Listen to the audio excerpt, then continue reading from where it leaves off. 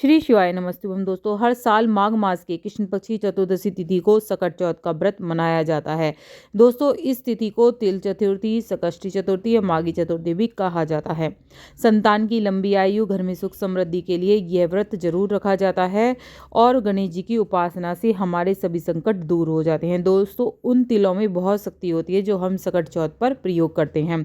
पूजा के समय जो सकट चौथ पर आप हाथ में तिल लेकर कहानी सुनते हैं, उन तिलों में बहुत ही ज़्यादा कहते हैं ना शक्ति होती है।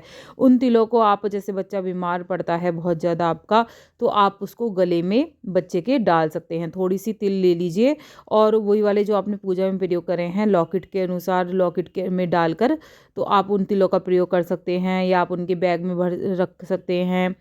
कोई भी चीज संकट जो आता है बच्चे पर, उससे टल जाता है। कहानी के अनुसार आपने सुना भी होगा। तो उन तिलों का प्रयोग आप पूरे साल भी कर सकते हैं, थोड़ा सा तिल अपने बच्चों की लॉकेट बनाकर इस तरह से प्रयोग करके। अब जान लेते हैं कि सकट चौथ के दिन आपको क्या करना है, क्या नहीं करना है। दोस्तों, सकट चौथ का व्रत न कि संकट ही दूर करता है, संतान की लंबी ही आयु दूर करता है, ये जो होता है, जो हमारा अपयश होता है, बदनामी होती है, उसके योग भी काट देता है। धन कर्ज जो कर्जे हो जाते हैं संबंधी, उससे भी छुटकारा दिलाता है।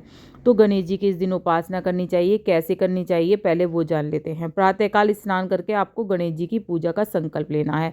इस दिन फलाहार ग्रहण कर सकते हैं। इस दिन पूरा व्रत रखा जाता है, जैसे करवा चौथ की तरह रखा जाता है। और सुबह मतलब शाम को ही व्रत खोला जाता है चंद्रमा को देखकर। कुछ लोगों के यहाँ ये तारों को देखकर खोला जाता है, कुछ लोगों के चंद्रमा को देखकर खोला जाता है। और एक समय ही जो है सादा भोजन आपको करना है। बहुत से लोगों के फलाहार का भोजन किया जाता है। और संध्या काल में भगवान गणेश जी की विधिवत उपासना करनी है। शाम के समय भगवान जी को तिल के लड्डू का भोग लगाना है, दुर्वा चढ़ानी है, पीले पुष्प अर्पित करने हैं, चंद्रमा को नीची निगाह करके आपको अर्घ देना है। भगवान गणेश जी के मंत्रों का आपको जाप करना है। जैसी भी कामना हो उसकी पूर्ति की आपको प्रार्थना करनी है गणेश जी के सामने। समक्ष एक घी का दीपक जरूर जला लें। गणेश जी के सामने याद रखें कि तुलसा जी नहीं चढ़ाई जाती हैं गणेश जी को। तुलसा जी अप्रिय होती हैं, इसलिए ना रखें। तुलसा जी पूजा में प्रयोग में ना रखें। अगर कोई मनोकामना है आपकी बहुत ज़्यादा, तो आप चौमुखा दीपक घी का हमारे जो गणेश जी हैं उनके सामने जला सकते हैं। लड्डू ले लीजिए आप, मतलब एक कितने भी लड्डू ले लीजिए, 1 4 5 जो भी चाहिए आपको। अगर कोई मनोकामना है तो उन लड्डुओं को आपको हाथ में लेकर ग कहते हुए इस बांधा दूर करने के लिए आपको चढ़ाने चाहिए। तो कहते हैं बहुत ही जल्दी बांधा दूर हो जाती है, क्योंकि गणेश जी के लड्डू जो होते हैं बहुत ही प्रिय होते हैं। अब जान लेते हैं कि कब कब पड़ेगी जो सकट चौथ है। सबसे पहले 2024-25 की बताऊंगी, फिर 26 की। तो सबसे पहले जान लेते हैं 2025, 26 और 27 की।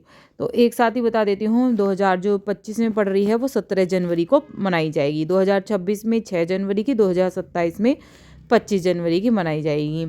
तो सबसे पहले 2025 की जो बताई है मैंने, 17 जनवरी की। अब जान लेते हैं कि सकट चौथ के दिन आपको क्या नहीं करना है। सकट चौथ के दिन काले वस्त्र नहीं पहनने हैं और चूहा जो होता है उसको नहीं सताना है। इन चीज़ों का आपको ध्यान रखना है। और ज़्यादा काटी पीटी जो होती है, खेतों में मिट्टी खोदना, इस तरह का काम नहीं करना है। और ना ही आपको काले वस्त्र पहनने हैं। बस इतना ही। वीडियो पे लगे तो लाइक सब्सक्राइब जरूर करिएगा।